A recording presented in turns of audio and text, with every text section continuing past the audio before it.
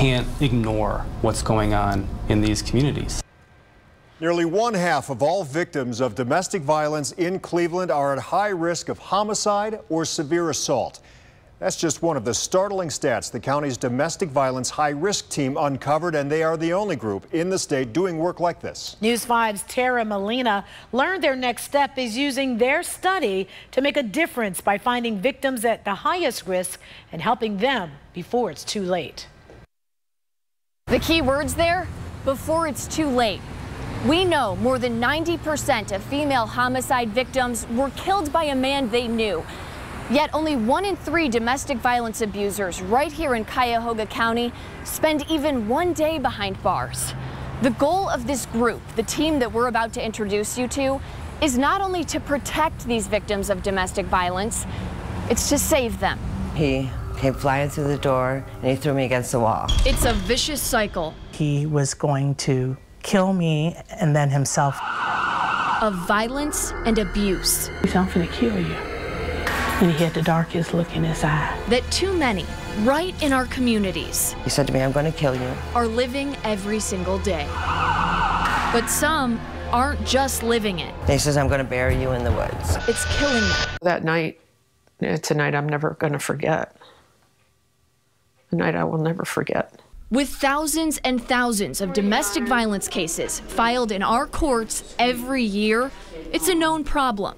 And it's their stories, some ending too soon, inspiring the group of people now working to help them. It's happening in this community, it's happening all over the country, and we need to focus on it. Jeff Kretschmar is leading the study at Case Western. It is important, it is a public health issue, and it's something that's not going to go away. The study, part of a county-wide, federally funded domestic violence initiative and high-risk team, where a PhD, researchers, domestic advocates, and Cleveland police officers all come together.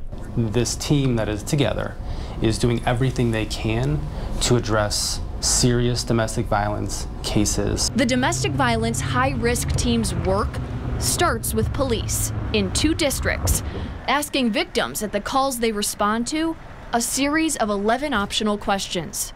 Has he or she used a weapon against you or threatened you with a lethal weapon?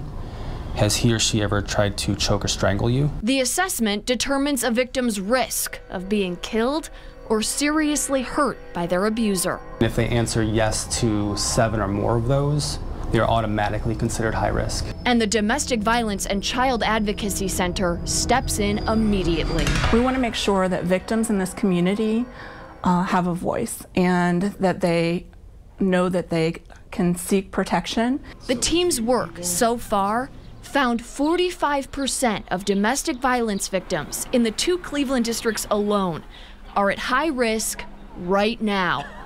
Of those 45%, 88% survived a strangulation attempt. Every incidence of strangulation could be a homicide. 88% were threatened with murder, and 89% believed their attacker was capable of murdering them. The victim's extreme fear. So the team's next step? This team is designed to try to step in and to intervene and to stop that cycle for them. Helping those high-risk domestic victims. In the first 12 months in districts 1 and 5, we had 0 homicides. And hopefully, working with a domestic violence advocate and the domestic violence detectives, they create a safety plan for that victim. ending the cycle they're all too familiar with. If we save one life with this tool and with this practice of homicide prevention, we're doing our job. Before it ends with them.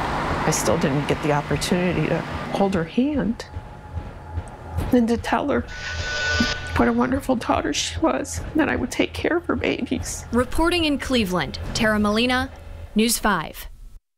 And we do know 11 other sites nationwide are working on this domestic violence prevention initiative.